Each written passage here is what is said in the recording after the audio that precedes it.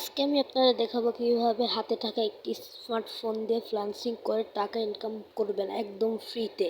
একটি টাকাও ইনভেস্ট করা লাগবে না আপনার, শুধু একটা স্মার্টফোন থাকলেই হবে।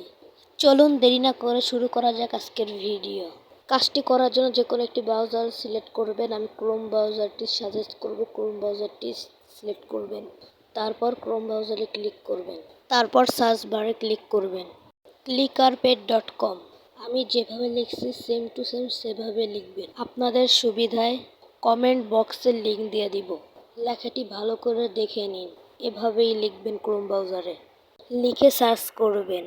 সার্চ করার পরে প্রথম যে ওয়েবসাইটটি আসবে ওয়েবসাইটটি ওপেন করবেন। ওপেন করার পর 3 লাইন বাটনে ক্লিক করবেন। তারপর এইখানে দেখাবে সাইন আপ বাটন, ওইখান থেকে সাইন আপ করে নেবেন। যদি না বুঝেন কমেন্টে বলবেন, নেক্সট ভিডিও নিয়ে আসবো।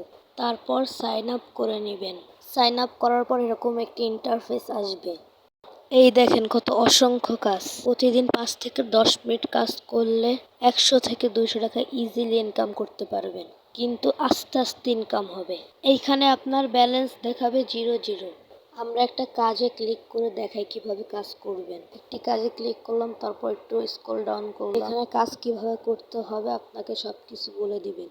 উপরের লেখাগুলো ভালো করে পড়বেন, তারপর এখানে যা যা দিতে বলে দিয়ে সাবমিট করলে আপনার কাজ হয়ে যাবে।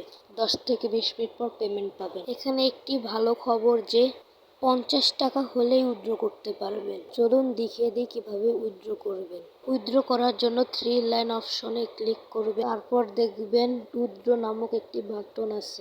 ক্লিক করার পর এরকম একটি অপশন আসবে। এখানে বিকাশ আছে, নগদ আছে, বিনান্সি আছে, পায়ার আছে, ব্যাংক আছে।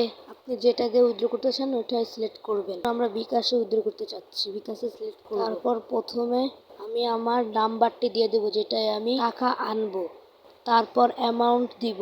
অ্যামাউন্ট দেওয়ার পর সাবমিটে ক্লিক করলেই আপনার উইথড্রটি সাকসেস হয়ে যাবে 1 থেকে 10 মিনিটের ভিতরেই।